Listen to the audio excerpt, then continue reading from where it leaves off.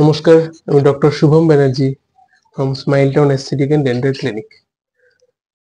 তো আজকে আমরা দাঁতের সুস্বাস্থ্য রক্ষার জন্য যে প্রসেসগুলি, যে ডেইলি হ্যাবিটস গুলি দরকার বা গুড ওরাল হ্যাবিটস এর ব্যাপারে কথা বলবো। যেটা দরকার সেটা হলো ব্রাশ করা।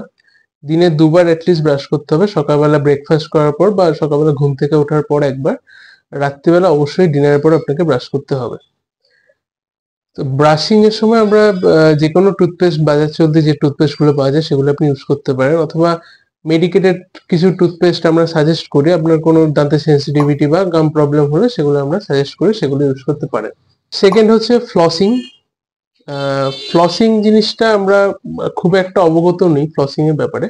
তো ফ্লসিং হচ্ছে আমাদের দাঁতের ইন্টারপ্রক্সিমাল যে স্পেস গুলো থাকে বা দুটো দাঁতের মাঝখানে যে স্পেস থাকে, সেই স্পেসের যে ময়লা থাকে বা আপনার যে খাবার ঢুকে যাচ্ছে সেই স্পেসে, বা যে টার্টার আমরা জমছে আমাদের দাঁতের মধ্যে, সেগুলি পরিষ্কার করার জন্য আমাদের ফ্লসিং করা দরকার।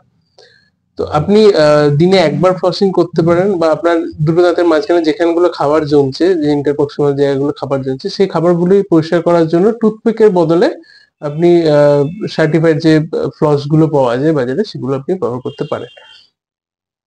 হলো যেটা আপনার মুখ কুলকুচি করা।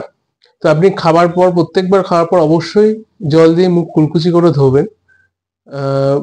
মিষ্টি খান বা এই খাবার খান, যেটাই খান, খাবার 5 মিনিটের মধ্যে অবশ্যই মুখ কুলকুচি করে ধোয়া দরকার।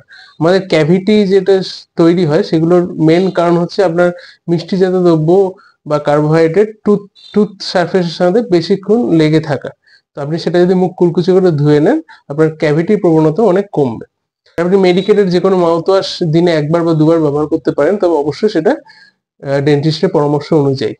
এই তিনটে জিনিস যদি নিয়মিত পালন করেন, ব্রাশিং, ফ্লসিং, মাঝে মাঝে ফ্লসিং, তাদের মাঝখানে খাবার ঢুকলে ফ্লসিং, এবং মুখ ওরাল রেঞ্জ বা মুখ কুলকুচি করা, তাহলে আপনার ওরাল হেলথ অনেকটাই বেটার হবে।